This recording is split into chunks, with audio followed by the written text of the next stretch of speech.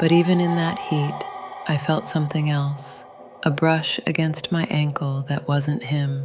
When I pulled away, the water rippled unnaturally, as if something had just slipped beneath us. Aaron whispered, "Probably a fish," but his eyes didn't believe his own words.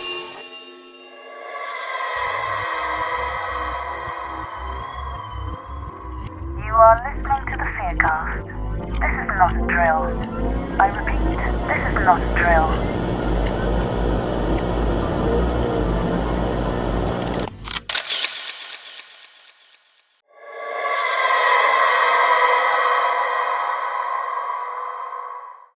It's been a year since that night at Larchwood Lake, but I still hear their voices when I close my eyes. I've spent every waking moment trying to convince myself I imagined what happened, that the things I saw were dreams. But when I saw the news this morning, the headline forced the truth back into me like cold water. 20 children's remains found in Larchwood Lake. I can't keep quiet anymore. I need to tell you what happened. I need to tell you about Aaron. It was supposed to be one perfect weekend. Me, my two best friends, Emily and Sophie, and our boyfriends, Aaron, Tyler, and Noah. We wanted one last wild summer memory before college would pull us apart. Larchwood Lake was our spot, tucked far from the city, hidden behind old pines. The first night was magical. We parked the trucks by the water and built a roaring fire. The boys brought whiskey, Sophie rolled something stronger, and before midnight, we were tangled in each other's arms beneath the wide, black sky. I remember Aaron's breath on my neck as we slipped away from the others, the cool lake breeze running fingers across my bare skin. The world shrank until there was only his body pressed against mine, his hands tracing my curves, and the pulse in my throat matching the rhythm of his kisses. The night was ours. The lake shimmered like it was approved, but it didn't.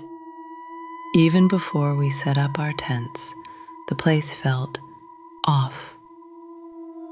As we explored the shore, Noah dared me to swim out to the floating platform alone. I stripped down to my underwear and slipped into the water, the coolness clinging to my skin like a second layer. I could feel their eyes on me, Aaron's, Tyler's, Noah's. Every stroke through the water made my heart race, part from adrenaline, part from the thrill of being watched. When I reached the platform, Aaron swam out to join me. The moment his wet hands slid around my waist, a strange coldness bloomed inside me. We kissed, we touched, and his fingers roamed beneath the surface. But even in that heat, I felt something else, a brush against my ankle that wasn't him. When I pulled away, the water rippled unnaturally, as if something had just slipped beneath us. Aaron whispered, "Probably a fish," but his eyes didn't believe his own words. That night, in the tent, things got heated. It wasn't just passion, it was desperate, hungry, like we were racing against time. Our moans tangled with the sound of the wind in the trees, but in the pauses between our breaths, I heard something else, wet footsteps circling the tent. We laughed it off, but I couldn't shake the feeling that something was out there. After we finished, Aaron drifted off, but I couldn't sleep. The night outside seemed alive.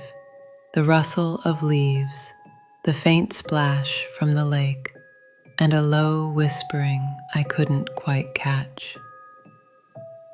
I slipped out of the tent to cool off. The campfire had died down to soft embers. I walked to the edge of the lake, still buzzing from the whiskey and Aaron's touch. That's when I saw it. On the far side of the lake, where the moonlight barely reached, something stood, watching me. It was pale, its head tilted unnaturally, and its limbs were too long, almost stretched.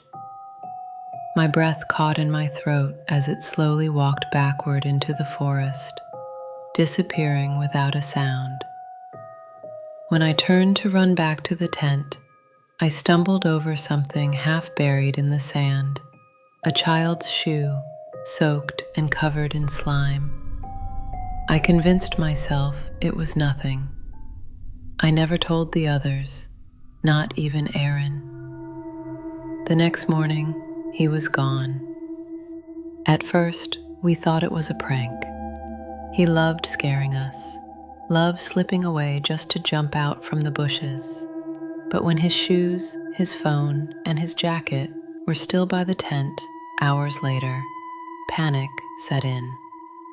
We searched the shoreline, shouting his name until our throats burned. Tyler found the trail of broken branches near the edge of the forest. That's when we saw it. Aaron's body hanging from a tree, his face pale and empty, like all the life had been sucked out of him. Sophie screamed so loud it felt like the trees shook. We rushed to him, Tyler trembling as he pulled at the rope. Aaron's neck wasn't broken. His feet scraped the bark like he had struggled, like he'd been hoisted up while still alive. I didn't want to believe it, but I saw something else, a mark on the tree. Thin ropes stretched down into the underbrush, as if someone or something had pulled from below. The boys cut him down, while Emily and I sobbed against each other. Tyler wanted to call the cops, but there was no signal. That's when we heard it, the laughter. Faint, high-pitched, like children playing in the distance. But the woods were empty. There shouldn't have been anyone else out there. That night, we stayed close to the fire, the 6-person tent zipped tight around us. I could barely breathe. In the silence, I heard footsteps circling the tent, light ones, like a child's. Noah yanked the zipper and flashed his light, but there was nothing there. Only the sound of something slipping into the lake. The next morning, we found small, wet footprints around the tent. Sophie found something else, a crumbling stone sign half buried near the shore. Larchwood Children's Home, Est 1964. There had been an orphanage here. Emily found the story online. The orphanage had been shut down after accusations that children went missing. Some say they ran away. Some say they were adopted without paperwork. But there were whispers that the children had drowned, their spirits trapped in the lake. Emily read the number aloud, 20 children. We were deep into the woods when Tyler vanished. His screams shattered the air. We ran to him, but only found his boot prints disappearing into the lake, leading to a rope that vanished beneath the surface. That night, I let Noah hold me. I needed to feel something human, something real. I pulled him to me, desperate to feel his skin against mine, even if just for a moment. In the firelight, our breaths tangled, our bodies pressed together in frantic need, as if this was our last chance. But when I woke up, Noah was gone. Emily and Sophie sat frozen by the cold ashes of the fire.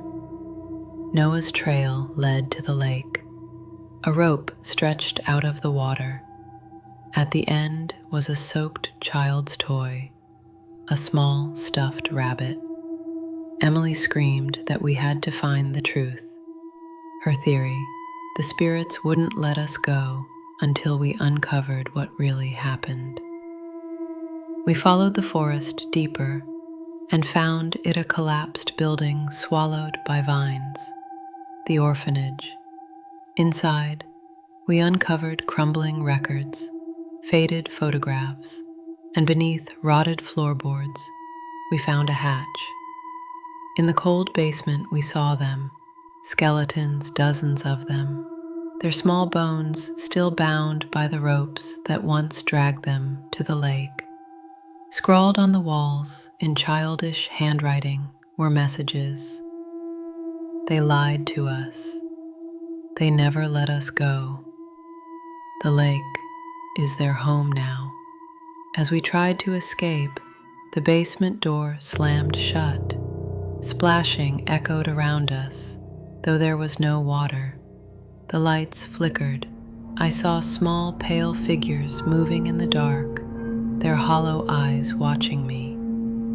We burst out and ran until we found the highway. They never found Aaron, Tyler, or Noah. Only the skeletons. Even now, I hear wet footsteps in my apartment. Sometimes I see Aaron at the edge of my bed, soaked, waiting. The lake still wants me, and I don't know how long I can resist its call. You have reached a checkpoint. To save your progress, click the subscribe button.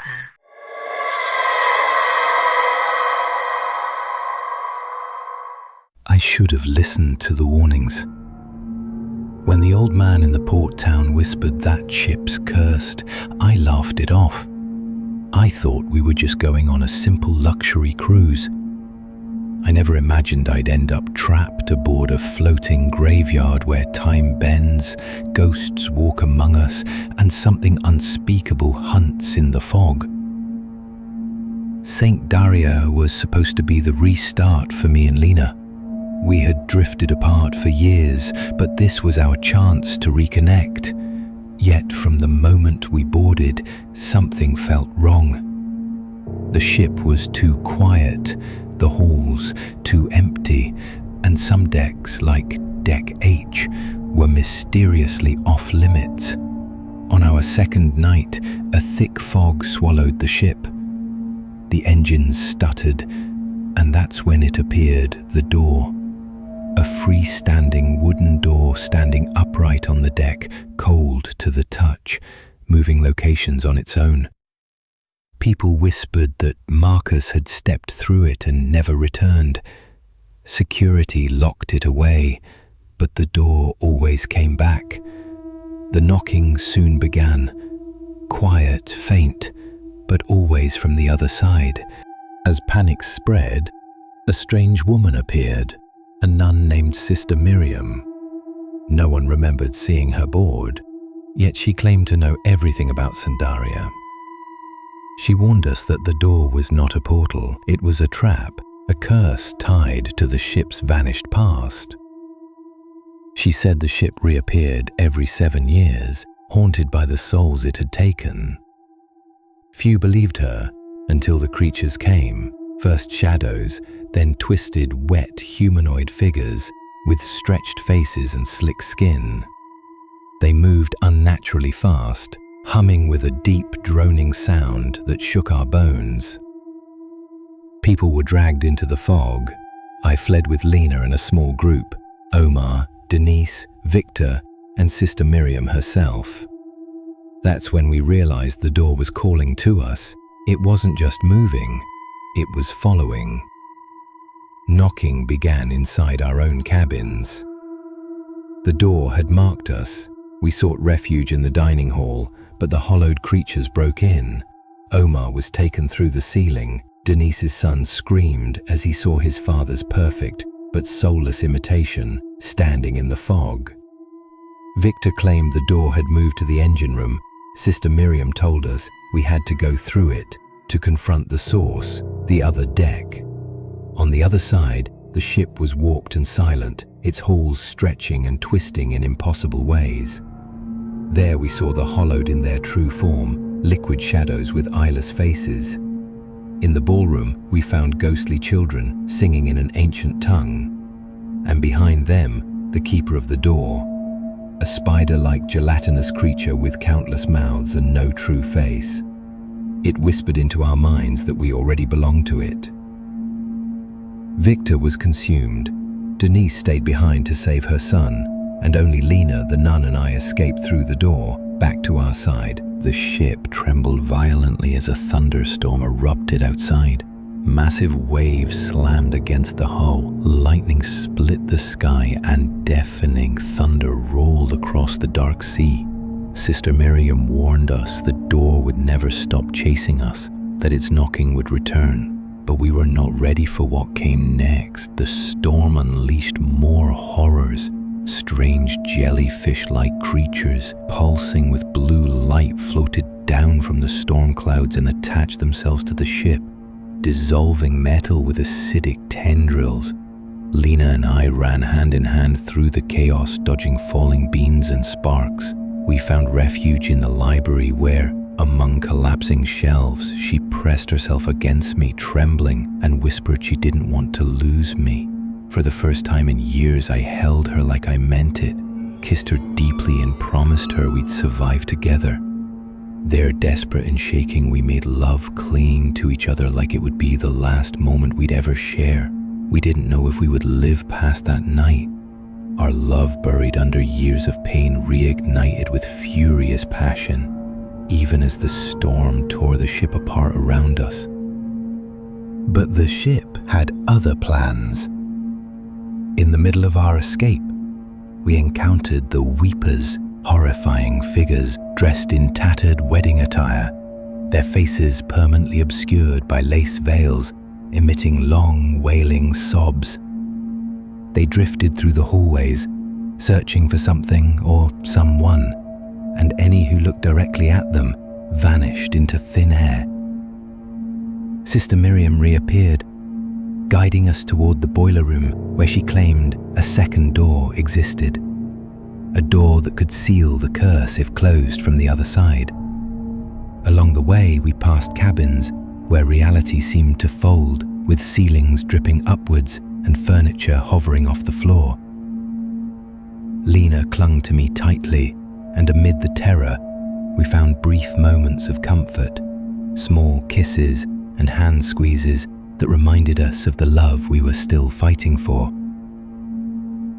In the boiler room, the walls pulsed as if alive, and the humming from the hollowed reached a maddening crescendo.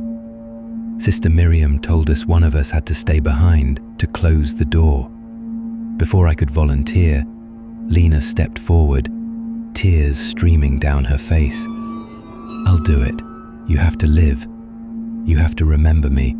I begged her not to, but she smiled, the old warmth returning to our eyes, and whispered, "We found each other again." That was enough. She kissed me one last time and stepped through. The door slammed shut. The storm cleared within minutes, the sea falling eerily still. Rescue helicopters found us adrift, alone. No records of any other passengers, no Sister Miriam, and no Lena. 6 months later, I still hear the faint knocking in the night. Sometimes I find myself standing before the closet door, my hand hovering over the knob, and I remember Lena's final promise. Some doors never stop following you. Some doors don't need hinges to let something in. Some doors were always meant to be opened. But something has changed. The air around the door has grown colder, heavier, as if the walls themselves are leaning inward. The wood looks darker now, almost wet, I can see faint shapes moving just beneath its surface, like hands pressing from the other side. When I whisper her name, the door seems to pulse in response. I feel her, I hear her, but I also hear others. Voices I don't recognize, hundreds of them, whispering, pleading, laughing, growling, all tangled together in a horrible, overlapping chorus. The door is not just hers. It never was. Last night I dreamt that I opened the door and stepped through, but it wasn't just Lena waiting. Behind her was the keeper, larger now, its endless mouths curling into something that looked like a smile, its limbs stretched forever, reaching for me, weaving into the walls of the ship, the ground beneath me, the sky above me. In the dream, I turned to run, but the hallway stretched endlessly. The doors on either side opened, and I saw myself reflected over and over, each version of me stepping closer to their own waiting door. There is no escape. The door exists in every version of me. When I woke, the apartment had changed. The ceiling above my bed now seems just a little higher, the walls just a little farther apart. I hear scratching inside the plumbing, faint humming behind the vents. Sometimes I see shapes in the corners, people I once knew. Omar, Denise, Sister Miriam. They stand perfectly still, mouths open in silent screams, only to vanish when I blink. I don't think they ever left the ship. I don't think I ever did either. The storm is back now, but not outside, inside. Thunder rolls in the walls. Sea spray drips from the ceiling. The door is wet again. My floor is covered in shallow puddles. When I touch the water, I feel something pull back, like I've dipped my fingers into another ocean, far away. I hear a distant foghorn. I hear the droning hum of the hollowed closer now, rising through the floors like a terrible heartbeat. The door is fully open now. I don't remember turning the knob. I see Lena. She's standing there, her head tilted, her smile wide, but her eyes are hollow. I know she's not just Lena anymore. I know she's something else now. I know the door has remade her, stretched her into something that belongs to it. But I walk toward her anyway. Her arms are open, inviting, and I realize I've been waiting for this. As I step across the threshold, I feel the door pulling me inside, not just my body, but my memories, my voice, my story, everything I am. The hallway behind me stretches, warps, then vanishes. The door slams shut behind me, but I don't hear it. The only sound now is the endless knocking, faint at first, then louder, louder, until I realize it's coming from me, from my hands, from my voice. I am the one knocking now. I have always been the one knocking. And somewhere on the other side of another door, someone else hears me. Someone else hesitates, their hand hovering over the knob, just like I did. Some doors never stop following you. Some doors don't need to be opened to let you in. Some doors are always waiting. You have reached a checkpoint. To save your progress, click the subscribe button.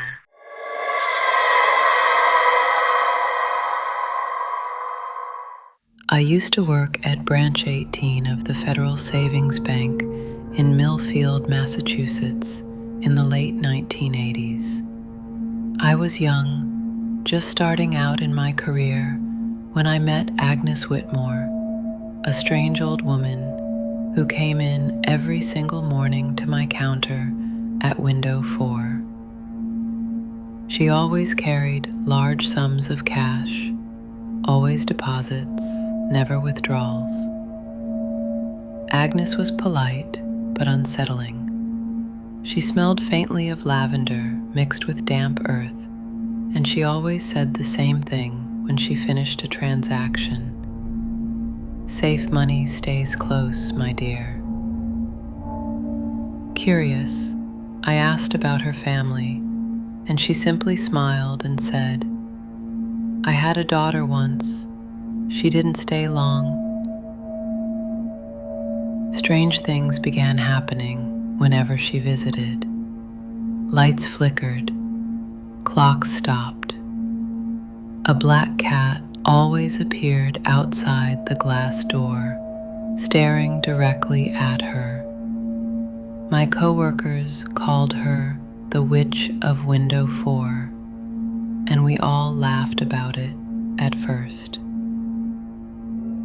As the months passed, Agnes's deposits grew even larger, sometimes tens of thousands in a single day. She never changed, never seemed to age, and never missed a visit. One day, she simply stopped coming. I tried to contact her, but the phone number she gave us was disconnected. The address she listed didn't exist, and her entire file seemed to vanish from the system overnight. The street she supposedly lived on wasn't even on a map. As I dug deeper, I found that her social security number was invalid, her identification was fake, and the ledgers where her transactions should have been recorded were mysteriously missing. Some coworkers reported strange phone calls filled with static and whispers, and others heard soft tapping at window 4 long after the branch had closed for the night. A cleaning lady quit after claiming to see a woman's face pressed against the vault door. I began having recurring dreams of Agnes standing inside the bank, counting piles of wet, rotting money, whispering, "This is my branch now." The bank closed, window 4, hoping the rumors would stop, but the strange incidents continued. Late one stormy night, just before closing, I saw her again. She stood there in her long black coat, her silver braid dripping wet, her pale hands folded on the counter silent, watching me. I blinked and she was gone. I contacted the police, but every trace of her had disappeared. Even the security tapes were blank. The bank quietly shut down our entire branch the following year without explanation. The building was eventually demolished, leaving only a hollow memory of what had happened. I left town, but curiosity brought me back years later. The site of the old bank is now a cemetery. Walking among the headstones, I found one near where window 4 used to be. It read, Agnes Whitmore, 1903 to 1925. She'd been dead more than 60 years before I ever met her, and resting on her grave was a fresh black rose. The dreams didn't stop. After I visited the cemetery, they became worse. I would see Agnes in impossible places, inside crowded diners, on rainy street corners, always from a distance, always watching me. I started receiving strange letters with no return address, written in a tight, spidery script. They simply read, "Safe money stays close." One morning, I found a small leather pouch filled with damp, decaying coins sitting on the porch of my apartment. I swear I locked the door that night. The pouch smelled of lavender and wet soil. I threw it away, but another one appeared the next day. It felt like something was slowly crawling its way back into my life. Jenna's best friend, Rachel, refused to accept her disappearance. She returned to the graveyard, retracing Jenna's path. The same mist coiled around the iron gates, the same low hum vibrating beneath the ground. Rachel's phone buzzed in her pocket, a notification from Jenna's porch camera. Motion detected. When Rachel opened the feed, she saw herself standing at the graveyard entrance, even though she hadn't touched her phone to record. The video showed her looking terrified, as if she were staring at something the camera couldn't see. Her real-time breath caught in her throat as the video version of herself turned and ran, vanishing into the cemetery's thick fog. Rachel spun around. The fog had deepened, the gravestones pressing closer. A voice drifted on the air, a whisper she'd heard too many times on Jenna's voicemail recordings. "You shouldn't have come." The figure of the man appeared before her, his face now visible. A pale, waterlogged visage, his mouth hanging open as water poured endlessly from it, flooding the cracked earth beneath him. Rachel stumbled backward, but the ground gave way, dragging her into the freezing, muddy water pooling at her feet. She clawed at the edges, but unseen hands pulled her deeper. Her phone buzzed one last time, slipping from her grip as it floated atop the water. Another motion alert. Porch camera, motion detected. In the grainy image, two wet figures now sat calmly in Jenna's living room, waiting for someone else to take the shortcut. The screen glitched, then went dark, and the whisper continued, "You shouldn't have come." I began seeing Agnes more frequently. She appeared in shop windows as I passed by, her silver braid glinting under the streetlights. At night, I would hear the soft tapping at my apartment window, always in threes. Damp footprints would trail from the window to my kitchen table, where a fresh black rose would be waiting for me. I started receiving phone calls that began with static, then slowly shifted to the sound of her humming an old lullaby. I changed my number, moved to a new apartment, but the calls followed. One night I woke to find my bathroom mirror fogged over, though no one had used it. Scrawled across the glass in a shaky hand were the words, "Safe money stays close." My own reflection lagged behind, its lips mouthing those same words seconds after I stopped speaking.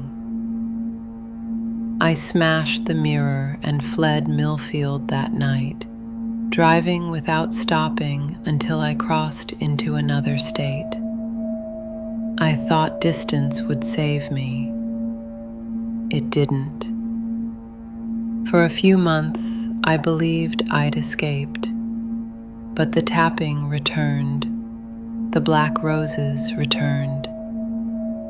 In a motel far from Millfield, I found a leather coin pouch resting on my pillow. The pouch was damp, its contents rotting, smelling of lavender and soil. I called the motel office, but they swore no one had been in my room. I changed my name, burned every piece of identification, but Agnes still found me. I contacted a local historian and shared everything I knew. He listened carefully, then went silent. Finally, he told me that I was not the first to reach out to him. Others had experienced similar hauntings. They all worked at banks that had handled Agnes's money. Some had disappeared. Others were found in their homes, surrounded by piles of decayed coins and dead flowers. He warned me, "The curse is not about the place, it's about the account. You carried the ledger, you carried the balance." Agnes had marked me when I touched her deposits. I tried everything. I went to a church, begged a priest to help me. He blessed my home, but later that night, he called me in terror. He had received a letter on his church altar. It read, "Safe money stays close." The next day, he vanished. One morning, I walked into a diner and saw a woman in a long black coat sitting in the corner, her silver braid coiled over her shoulder. I left before she could look up, but when I returned to my car, a small black rose was resting on the driver's seat. I kept moving, never staying in one town for more than a few weeks. But no matter how far I ran, Agnes's tapping always found me. Years later, I returned to Millfield one last time. The old bank was long gone. In its place stood a cemetery. I found her grave near where window 4 used to be. The headstone read, Agnes Whitmore, 1903 to 1925.